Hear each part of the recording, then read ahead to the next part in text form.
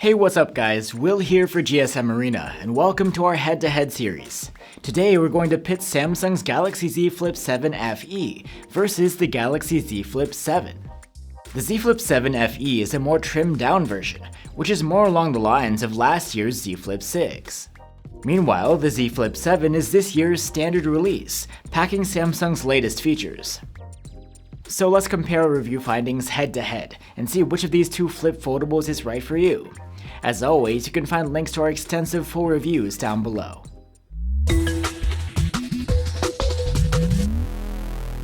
The Galaxy Z Flip7 FE and Z Flip7 are foldable phones, which can alternate between a regular smartphone shape and a more compact square one. You can immediately notice a difference in the design. The Z Flip7 FE's screens are smaller than its siblings.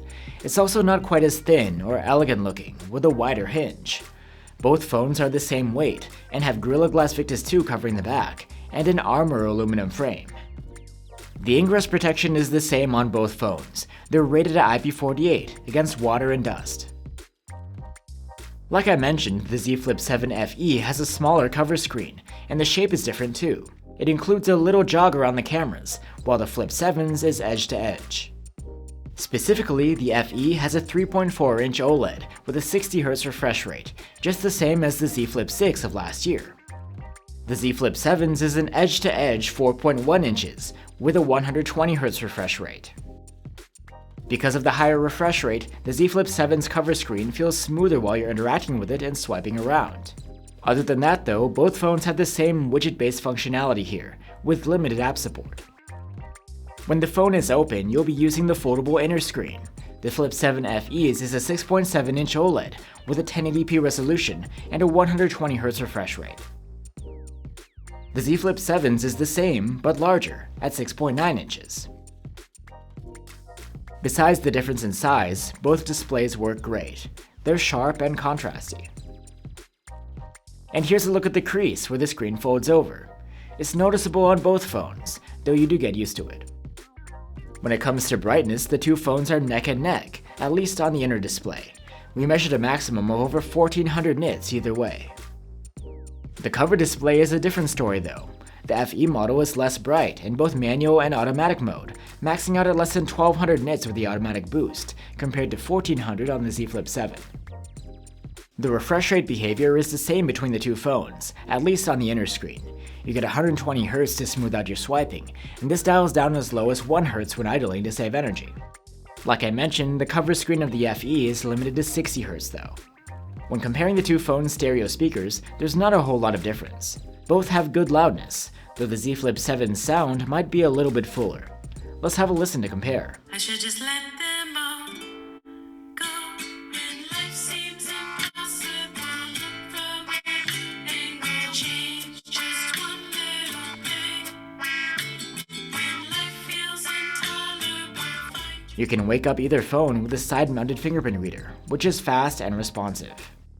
The FE model comes with 128 or 256 gigs of storage on board, while with the regular Flip7 you get 256 or 512.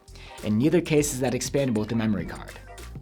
As far as the interface goes, you get the same on both phones. They run One UI 8 out of the box, which packs Samsung's latest features. There is one omission on the FE though. While the Z Flip7 can connect to a screen or PC through Samsung's DeX, this feature is missing from the less expensive model. But as you'd expect, you get the same software support either way, 7 years of OS upgrades and 7 years of security patches. Now let's talk about the chipset. The Z Flip7 FE uses an older one, the Samsung-made Exynos 2400. It's the same that you'd find in the Galaxy S25 FE. The Z Flip7 has the more advanced hardware. It's running on an Exynos 2500, which is new this year. In benchmarks, the Z Flip7 FE's scores are a notch lower than the Flip7's across the board, as you'd expect from the generational gap. Still, the peak performance is good on both phones. The sustained performance though is poor either way, thanks in part to the slim design and the folding form factor. We observed significant thermal throttling with both Flip devices. The Z Flip7 FE has a smaller battery, it's 4000 mAh versus the Flip7's 4300. As a result, the battery life is significantly less on the lower tier model. is below average, while the Z Flip 7 scores were more solid. Both phones are rated to charge at 25 watts, and while the FE charged a bit more in half an hour, perhaps due to its smaller battery, both phones took an hour and a half for a full charge. You also get wireless charging on either phone. And now we get to the cameras, which are actually identical. There's a 50-megapixel main cam, paired with a 13-megapixel fixed focus ultrawide. Thanks to the identical camera hardware, the daylight photos from the main cameras are the same. They're very good either way, with well-presented detail, pleasing colors, and wide dynamic range. The two main cameras produce similar results in the dark too, with each phone getting grainy shots in photo mode, and cleaner images in night mode. Dynamic range and colors are pretty great on both. For some reason, there's a bit more of a noticeable difference in the ultra-wide photos, where the Z Flip 7 is consistently sharper than the Z Flip 7 FE. At night, the FE's ultra-wide shots are again softer, but both phones' shots are so noisy that you'd probably want to use night mode, which produces identical photos on both phones. You can take selfies with a 10-megapixel selfie camera embedded within the inner screen, and while you might spot some differences here and there, these are solid either way. But of course, you also have the option to snap a selfie with the rear cameras, using the cover screen as a viewfinder. These have the same quality. It's excellent, with more detail than the inner selfie camera, and a natural background blur. It is worth mentioning that the experience of shooting these is better on the Flip 7 though, with this larger display. And here's a look at 4K selfie videos taken with the main cameras of either phone. And now for videos. During the day, the Z Flip 7 FE's main cam actually has a slight advantage in sharpness. But the regular Flip 7 has the edge when it comes to ultrawide videos. And at night, it's a toss-up between the two phones.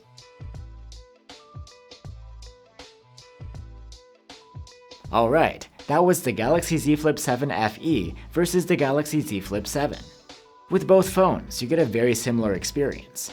There's a well-built, water-resistant foldable design, premium displays, and Samsung software experience and support. The charging speed is the same, and the camera quality is basically identical. The Z Flip 7 FE doesn't bring any real advantages over its sibling, except that it's less expensive. The Z Flip 7, on the other hand, is thinner and more refined. It has a larger cover screen which looks more modern, and it's nicer to use as a camera viewfinder. The inner screen is larger as well.